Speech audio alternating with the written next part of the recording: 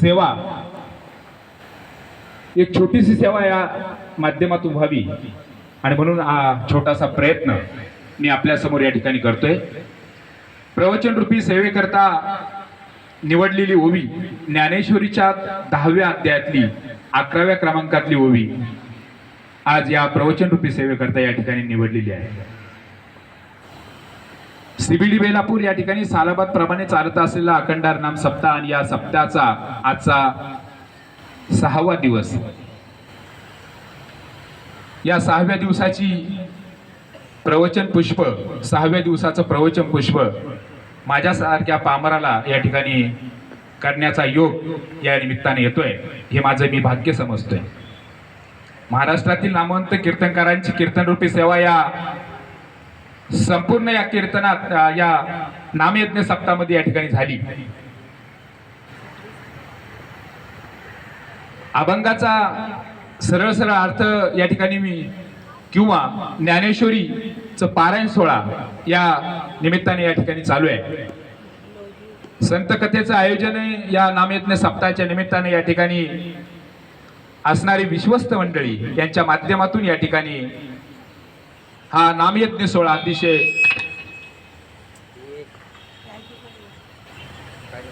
चांगल्या स्वरूपामध्ये या ठिकाणी चालू आहे। खऱ्या अर्थानं सालाबाद प्रमाणे याही वर्षी थोर साधू संतांच्या कृपेने आणि सीबीडी वासियांच्या उपस्थितीनं, थोर साधू संतांच्या कृपेने आणि आशीर्वादानं हा नामयज्ञ सप्ताह या ठिकाणी चालू आहे। आणि म्हणून माझ्यासारख्या पामरालाही वाटलं की आपण या कीर्तन मंडपात, या पवित्र मंडपामध्ये एक संतांची सेवा आपल्या हातून काहीतरी घडावी आणि म्हणून हा छोटासा प्रयत्न या आजच्या या प्रवचन रूपी माध्यमातून या ठिकाणी मी आपल्या समोर सांगत आहे।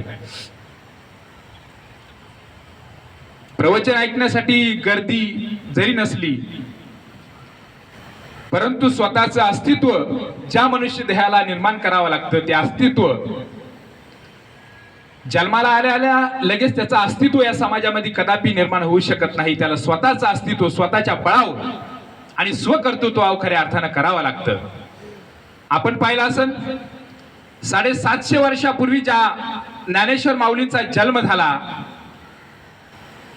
त्या तीनही भावंडांना कशा पद्धतीने त्रास या जनतेने दिला, त्यावेळेच्या असणाऱ्या प्रस्थापितांनी माझ्या माऊलींना किती त्रास दिला हे आपण कीर्तनाच्या आणि प्रवचनाच्या माध्यमातून पाहतोय। आणि म्हणून 750 वर्षे उलटून गेली, आज मात्र अखंड विश्वामध्ये माझ्या ज्ञानेश्वर माऊलींना, माझ्या तुकोबारायांचे अभंग मात्र या देशामध्ये, या राज्यामध्ये, या प्रांतामध्ये डोक्यावर घेऊन नाचणारी जनता आता निर्माण झाली आहे। आणि म्हणून स्वतःचं अस्तित्व खऱ्या अर्थानं जर आपल्याला निर्माण करायचं असेल तर माऊलींना आदर्श आपल्या डोळ्यासमोर ठेवलं पाहिजे। मी माझ्या जीवनामध्ये या संप्रदायाचा वारसा जपत असताना अनेक कीर्तन प्रवचन या माध्यमातून मी ती श्रवण केली। अभ्यास जरी माझा कमी असला पण मला वास्तव मात्र या समाजापुढे मांडायचं आहे। आपण जर पाहिलं असेल परमार्थ हा नेमकी कशासाठी आहे, कीर्तन प्रवचन हे माध्यम नेमकी कशासाठी आहे हे मात्र जनता विसरत चालली। कीर्तन प्रवचन हे माध्यम खऱ्या अर्थानं आपल्या जीवनामध्ये परिवर्तन, परमार्थ म्हणजे आपल्या जीवनामध्ये परिवर्तन झालं पाहिजे यासाठी खऱ्या अर्थानं कीर्तन प्रवचन ही माध्यम आहे। पण परिवर्तनाचा भाग बाजूला राहिला आणि मात्र या ठिकाणी कीर्तन असेल, प्रवचन असेल, हा वेगळा उद्योग खऱ्या अर्थानं निर्माण या ठिकाणी झाला असं म्हणलं तर काही वावगं ठरणार नाही। माझ्या तुकोबारायांनी ज्या वेळेस भंडारा डोंगरावरती कीर्तन करायचे, अत्याधुनिक युगामध्ये असलेले टाळ त्या काळात उपलब्ध नव्हते माऊली, पण दगडाचे टाळ घेऊन खऱ्या अर्थानं तुकाराम महाराजांनी या समाजाला प्रबोधित करण्याचं काम खऱ्या अर्थाने केलं, तो समाज सुधारण्याचं काम त्या अर्थाने केलं। त्या माऊलींचा विचार घेऊन, त्या माऊलींचा वारसा घेऊन खऱ्या अर्थाने ही संत मंडळी अहोरात्र आपण जे काम करताय ते जनहिताचं काम खऱ्या अर्थानं त्या ठिकाणी करताय. ज्ञानेश्वर माऊलींना तुकोबारायांनी आदर्श मानलं. आदर्श व्यक्तिमत्व खऱ्या अर्थानं तुकारामांचं कोण असेल तर ज्ञानेश्वर माऊली असतील. आणि आताच्या काळामध्ये राष्ट्रसंत गाडगे महाराज यांनी तुकाराम महाराजांना आदर्श मानलं. तसं आजही ज्ञानोबारायांना आणि तुकोबारायांना या संप्रदायात असलेली माणसं, त्या तुम्ही असो किंवा मी असो, खऱ्या अर्थानं आपण त्यांना आदर्श मानतोय. या संप्रदायातली आपली आदर्श व्यक्तिमत्व जर कोणाला जर म्हणावं तर ती म्हणावं माझे ज्ञानोबाराय, माझे तुकोबाराय, चोखामेळा असेल. या सर्व संतांना खऱ्या अर्थानं या ठिकाणी आपण आदर्श मानलं पाहिजे. ज्ञानेश्वर माऊलींचे विचार किंवा एका ग्रंथाचा आधार घेऊन त्या ग्रंथातलं काहीतरी लोकांना सांगावं. कीर्तन प्रवचन हे माध्यम खऱ्या अर्थाने आपण महाराष्ट्रभर पाहत असेल. ही माध्यमातून, या माध्यमाच्या द्वारे आजही प्रबोधन करण्याचं काम समाजामध्ये केलं जात आहे. मात्र कितपत समाज प्रबोधन होत आहे हेही मला अद्यावत कळालं नाही. खऱ्या अर्थानं परमार्थ हा परिवर्तनाचा एक भाग आहे. मग समाज प्रबोधन करून सुद्धा जर समाज या गोष्टीचं जर अवलोकन करत नसेल, कीर्तनाचं प्रवचनाचं जर अवलोकन करत नसेल, तर मला वाटतं या ठिकाणी सांगितलेले संतांचे विचार तुमच्या आमच्यापर्यंत रुजवण्याचा कितीही प्रयत्न केला तर ते विचार आपल्या मनामध्ये कदापि बिंबवले जाणार नाही. अशा पद्धतीनं तुकोबारायांचे, ज्ञानोबारायांचे अभंगाचा एक एक शब्दाचा अर्थ, तिची लाखोची गणना त्या निमित्ताने होऊ शकते. त्याचे लाखो अर्थ त्या निमित्ताने निघू शकतात. तो अभंग समजणं खऱ्या अर्थानं तितकं गरजेचं असतं. त्याचा एक एक शब्द तो समजणं खऱ्या अर्थानं तितका महत्वाचा असतं. आणि म्हणून माणसाचं पुस्तक वाचल्यावर मस्तक सुधारता आपण ही जी म्हणतोय त्या पद्धतीने तुकाराम महाराजांचा गाथा असेल, ज्ञानेश्वरी पारायण असेल, हे आपल्या मस्तकात आपण घेतलं पाहिजे. आपल्या मस्तकात आपण निश्चित स्वरूपामध्ये त्या गोष्टी जर घेतल्या तर त्या मस्तकाचा फायदा त्या समाजाला, त्या दुसऱ्या समाजाला त्या ठिकाणी झाला पाहिजे. तरच खऱ्या अर्थानं याचं परिवर्तन आपल्या माध्यमातून होऊ शकतं, असं माझ्यासारख्याचं प्रामाणिक मत आहे. आणि म्हणून या गोष्टी करत असताना आपण पुरातत्व दाखले घेऊन, आजही प्रवचनकार, कीर्तनकार पुरातत्व दाखले देऊन या ठिकाणी कीर्तन प्रवचन करण्याचा प्रयत्न करतात. मला वास्तववादी, मी महाराजांना मगाशीच सांगितलंय, मला वास्तववादी बोलायचंय. वास्तववादी याचा अर्थ आहे असा आहे, गीता ज्ञानेश्वरी बाजूला ठेवून किंवा एखादा ग्रंथ बाजूला ठेवून त्याच्या विरुद्ध साहित्य मला बोलायचं आहे. कारण 750 वर्षापासून तर आतापर्यंत या थोर संतांनी दिलेले विचार आत्मसात करणारी माणसं या समाजामध्ये आहे. परंतु देण्याचे मार्ग मात्र त्या ठिकाणी चुकले गेल्या कारणानं तितक्या प्रभावीपणे आजचा समाज आणि आजची लोक हे साधन खऱ्या अर्थानं डोक्यामध्ये घालण्याच्या पलीकडे गेलेली आहे. सरळ सरळ मराठीमध्ये याचा अर्थ मी सांगून टाकतो. त्या माध्यमाच्या द्वारे आपण ज्यावेळेस आपण दुसऱ्याला ज्ञान पाजण्याचा प्रयत्न करतो, परंतु जो ज्ञानी असतो तो दुसऱ्याला ज्ञान देण्याचा प्रयत्न करतो, तो मात्र किती कर्तृत्वान असावा, किती अभ्यासू असावा आणि समाजामध्ये त्याचं वागणं कसं असावं हे निश्चित स्वरूपात याची सुद्धा गणना महाराज खऱ्या अर्थानं केली गेली पाहिजे. आता माझ्या समोर ते महाराज बसले, सुंदर असा कंठ, सुंदर असा आवाज महाराजांचा आहे. परंतु महाराज नीटनेटका थोडा नसल्या कारणानं मी नीटनेटका हा शब्द महाराज खास वापरतो.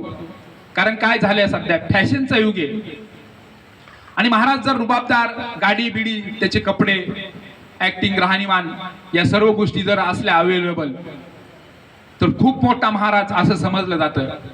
परंतु खेड्या गावातला सुद्धा एक व्यक्ती, चांगल्या पद्धतीचं गायन आणि उत्कृष्ट असा अभ्यास असलेलं व्यक्तिमत्व, 4-2 पानं वाचून कुठेतरी स्वतःचा मोठेपणा व्हावा करायचा असं मात्र मुळीच नाही.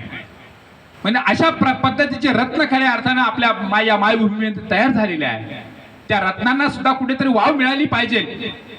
मी मगाशीच सांगितलं की जरी प्रवचन हा काय मी कधी प्रवचन केलं नाही, माझ्या जीवनातली पहिली वेळ आज या ठिकाणी प्रवचन करण्याची, परंतु आपल्या माणसाला कुणीतरी आपल्या माणसानीच मोठं केलं पाहिजे, ते धाडस खऱ्या अर्थाने निर्माण करून देण्याचं काम आपल्याला या निमित्ताने करावं लागेल. आजही आळंदीकर मुले या ठिकाणी बसलेले आहेत. उत्कृष्ट मृदुंग वादक हा उद्याचा महाराष्ट्रातला एक नामवंत मृदुंग वादक होऊ शकतो, परंतु त्याला लढ म्हणण्याची ताकद सुद्धा आपल्याला त्या ठिकाणी दिली पाहिजे. हे सामर्थ्य आपल्यामध्ये वाचलं पाहिजे. भविष्यामध्ये सुंदर असा गायन काम करणारा तो गजानन, तो मुलगा, त्याला सुद्धा आपल्या माणसांनी ताकद निर्माण करून देण्याचं काम खऱ्या अर्थाने केलं पाहिजे. ते सामर्थ्य आपण या निमित्ताने ठेवलं पाहिजे. आजही संप्रदायामध्ये खेदाची गोष्ट आहे की मला काहीतरी जास्त येतं म्हणून मी दुसऱ्याला कमी लेखायचं, अशा पद्धतीची भावना खऱ्या अर्थाने ज्यावेळेस बदलेल तर त्याच वेळेस खऱ्या अर्थानं हा आपला वारकरी संप्रदायाचा वारसा, माझ्या माऊलीने दिलेला वारसा, माझ्या तुकोबारायांनी दिलेला वारसा हा समाजामध्ये जाऊ शकतो. खऱ्या अर्थानं त्याच्यासाठी मला वास्तववादी प्रवचनकार बनायचं आहे. माझं स्वप्न आहे, मला समाज प्रबोधन मुळीच कदापि व्हायचं नाही, मला वास्तववादी प्रवचनकार व्हायचं आहे. जी समाजात लागलेली कीड ही धुवून काढण्यासाठी मला वास्तववादी प्रवचनकार बनायचं आहे, आणि म्हणून माझं ते उद्दिष्ट आहे. किती ज्ञानी असावं. अहो, माऊलीला ज्ञानाचा सागर म्हटलाय. सागराची लांबी, रुंदी, खोली, उंची कदापि आजही कुठल्याही वैज्ञानिक माणसाला मोजता आली नाही. सागराची उंची बोलतोय मी सागराबद्दल बोलतोय. माऊलीला सागराची उपमा दिलेली आहे, ज्ञानाचा सागर. तसं किती अभ्यास, किती ज्ञानी माझे माऊली असतील,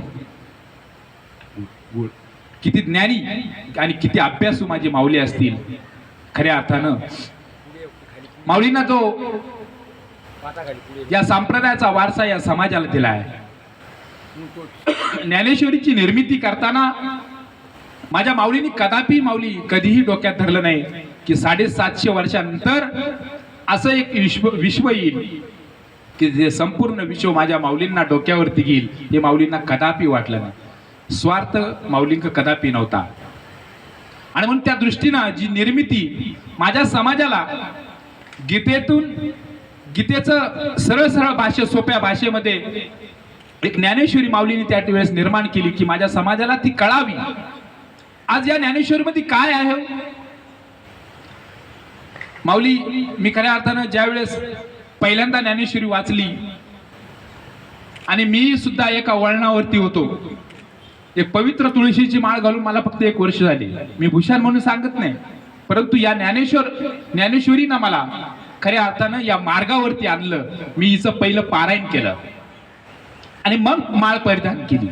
लोक माळ घालून ज्ञानेश्वरी वाचतात, मी तसं नाही केलं. मला ज्ञानेश्वरी समजून घ्यायची होती, ती काय आहे, ज्ञानेश्वरीमध्ये नेमके काय आहे मला ते समजून घ्यायचं होतं. आणि ज्ञानेश्वरी नंतर वाचल्यानंतर मी माळ परिधान केली. मी गुरु कुणालाच केलं नाही. पंढरपूरला गेलो, पांडुरंगाच्या चरणी माळ ठेवली आणि ती परिधान केली. आणि त्याच पांडुरंगाला सांगितलं की आता तूच माझ्या पाठीशी. जे चांगलं कर्म करेल निश्चितच समाजाला हेवा वाटेल असं कार्य माझ्या हातून झालं पाहिजे. त्या पांडुरंगाच्या चरणी मी त्या ठिकाणी सांगितलं आणि मी आलो. मूळ विषयावर येतो. मला ज्ञानेश्वरीच्या बाबतीत मी सांगत होतो की ज्या वेळेस ज्ञानेश्वरीचं वाचन मी केलं, ज्ञानेश्वरीमध्ये मला विज्ञान सापडलं. ज्ञानेश्वरीमध्ये या समाजासाठी लागणारं आकलन मला सापडलं. ज्ञानेश्वरीमध्ये मला भूतकाळ सापडला, ज्ञानेश्वरीमध्ये मला वर्तमान काळ सापडला आणि ज्ञानेश्वरीने मला सांगितलं आता भविष्यकाळ तू शोध, तुला भविष्यकाळ सुद्धा याच ज्ञानेश्वरीमध्ये सापडेल. आणि म्हणून इतका महान ग्रंथ हा ज्ञानेश्वरी ग्रंथ इतका महान आहे. ज्या माऊलीच्या हाताने तो हस्तरेखित झाला ते माऊली किती ज्ञानी असतील हो. ज्ञानाचा सागर म्हटलंय माऊलीला, ज्ञानाचा सागर. इतका अभ्यास, इतके कर्तृत्ववान आणि इतके ज्ञानी महाराज माऊली. खऱ्या अर्थानं त्या माऊलीचे विचार या संप्रदायाच्या माध्यमातून आपण मांडत असतो. जोगदंड महाराजांची कथेचा कार्यक्रम या ठिकाणी चालू. त्यांनी कालच सांगितलंय की स्वतःचं अस्तित्व कुठल्याही व्यक्तीचं जर नाव जर करायचं असेल तर त्याला त्रास हा असतो. जितका त्रास माझ्या माऊलींना त्या काळामध्ये झाला, इतका त्रास सहन करून सुद्धा माऊली कधी डगमगले नाही. आजच्या काळातला आमचा एखादा वारकरी जर असता ना, त्याला जर म्हटलं ना असं करू नको, त्याला राग येतो. पण इतका त्रास जर माझ्या माऊलींना त्या काळात झाला असता, माऊलींनी जर राग जर त्या मनामध्ये धरला असता, तर ज्ञानेश्वरीची निर्मिती झाली नसती आणि हे संत, ही विचारधारणा ही आपल्यापर्यंत पोहोचली गेली नसती. ब्राह्मणांच्या पोरांनी इंद्रायणीमध्ये स्नानासाठी जावं आणि माझ्या माऊलींवरती गाळ चिखल फेकावा, आपल्या आईजवळ यावं आणि रडत सांगावं, या ब्राह्मणाच्या मुलांनी माझ्या अंगावरती गाळ टाकला. परंतु ज्ञानेश्वर माऊलींना त्याच ठिकाणी खऱ्या अर्थानं समाजाला विचार दिला. अरे जितक्या वेळा तुम्ही माझ्या अंगावर गाळ टाकला ना, माऊली त्या मुलांना बोलले नाही की तुम्ही माझ्या अंगावर गाळ का टाकतात. हे छोटस बोलणं सुद्धा माऊलींनी त्यावेळेस त्या मुलांना केलं नाही. पण माऊलींनी मनात मध्ये एक विचार केला, एक संकल्प केला. अरे जितक्या वेळा तुम्ही माझ्या अंगावरती गाळ चिखल शेण फेकलंय ना, तितक्या वेळा मला या ठिकाणी माझं भाग्य झालंय की या इंद्रायणीमध्ये मला आंघोळ करायला भेटते. माझं मी भाग्य समजतो की तुमच्यामुळे खऱ्या अर्थानं अनेक वेळा मला या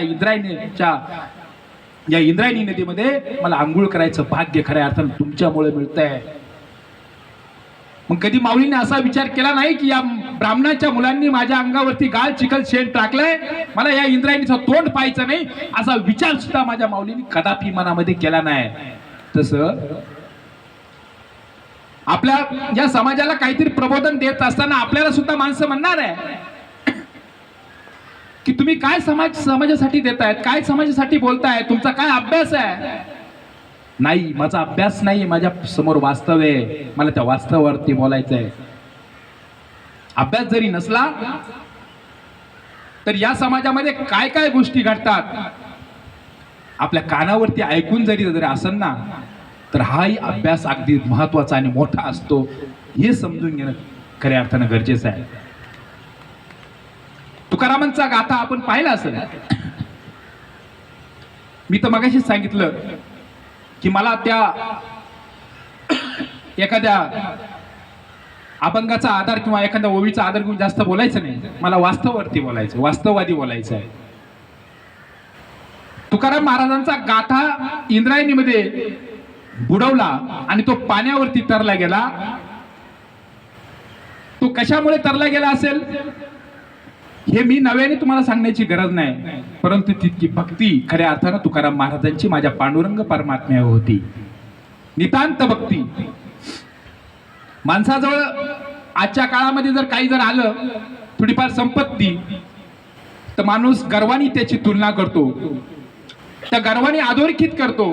पण माझ्या तुकाराम महाराजांका इतकी संपत्ती असताना सुद्धा ती समाजासाठी दान केली. आज आपण पाहत असेल शासनामध्ये कर्जमाफीचा हा विषय आहे, परंतु 450 वर्षापूर्वी पहिली कर्जमाफी करणारे कोण असतील तर संत तुकाराम महाराज असतील. लाखोचं कर्ज या समाजाचं देणं लागणारं कर्ज तुकाराम महाराजांनी त्या लोकांना फुकट देऊन टाकलं. कुठला मोह माया ही संपत्ती कदापि तुकाराम महाराजांना त्या ठिकाणी नको होती. माझ्या पांडुरंगाचं नामस्मरण करायचं, माझ्या पांडुरंगाचा आचार विचार या लोकांपर्यंत पोहोचला गेला पाहिजे, ही धारणा खऱ्या अर्थाने घेऊन तुकाराम महाराजांनी त्या ठिकाणी सातत्याने ते काम करण्याचा प्रयत्न त्या निमित्ताने केला. असं ते विचार खऱ्या अर्थानं आजही, मी मागाशी गाडगे महाराजांचं उदाहरण दिलं. गाडगे महाराज ज्या वेळेस गावागावामध्ये जायचे, त्यांचं गावामध्ये गेल्यानंतर ते पूर्ण गाव पहिल्यांदा फिरायचे. त्या गावामध्ये कीर्तन असायचं त्यांचं संध्याकाळी. गावामध्ये गेल्यानंतर एक झाडू हातामध्ये घ्यायचं आणि ते पूर्ण गाव झाडायचं. माणसानो माणुसकीला जागा, हे ब्रीद वाक्य गाडगे महाराजांचं. आणि स्वच्छतेचे खऱ्या अर्थानं स्वच्छतेचे प्रणेते कोण असतील. आज आपण पाहत असेल आपल्या भिंतीवरती जे स्वच्छता मोहीम जी महानगरपालिका राबवते, नगरपालिका ग्रामपंचायत राबवत असेल, त्याचे प्रणेते पहिले तर गाडगे महाराज असतील.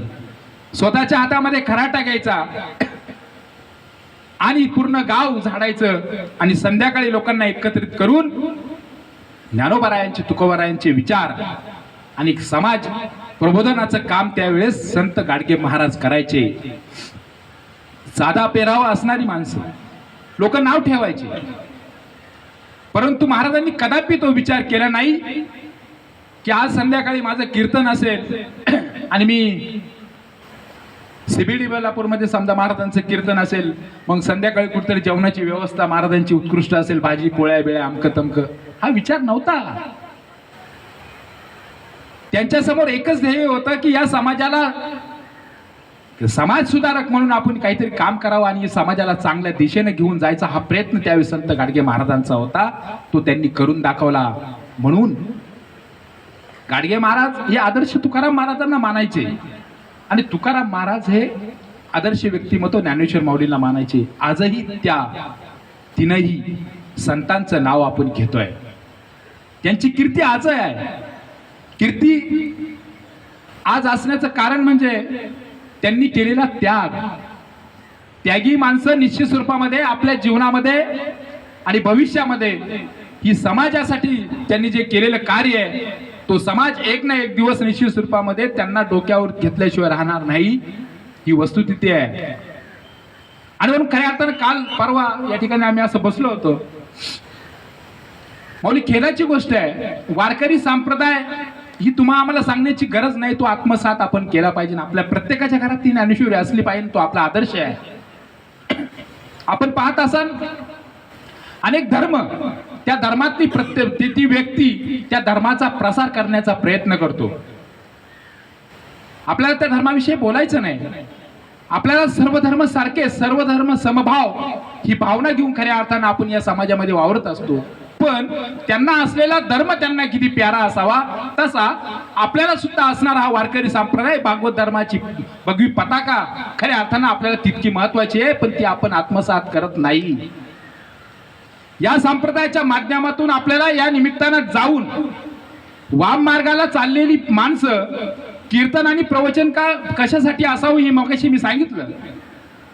तसं वाम मार्गाला चाललेली माणसं असतील, या सत्संगात या निमित्ताने यावी, हा वारकरी संप्रदायाचा वारसा या निमित्ताने या ठिकाणी यावीत आणि आमच्या ज्ञानोबा तुकोबारायांचे विचार त्यांच्यात आत्मसात व्हावे, खऱ्या अर्थानं ही भावना घेऊन आम्ही अखंड हरिनाम सप्ताहांचे आयोजन या निमित्ताने करत असतो. कशासाठी अखंड हरिनाम सप्ताह असावा, कशासाठी कीर्तन असावे, याचं मात्र भान आणि याचा विसर आपल्याला पडत चाललाय. या पुढच्या काळामध्ये ते ज्ञान खऱ्या अर्थानं देणं आपल्याला गरजेचं आहे. संप्रदाय एका बाजूला चाललाय आणि संप्रदायामध्ये संप्रदाय चालवणारी जी मंडळी आहे ती मात्र वेगळ्या पद्धतीने हा संप्रदाय समाजाच्या कानावरती देण्याचा प्रयत्न सातत्याने करताय. याविषयी खऱ्या अर्थानं माझ्या मनामध्ये चीड निर्माण आहे. म्हणून मला वास्तववादी प्रवचनकार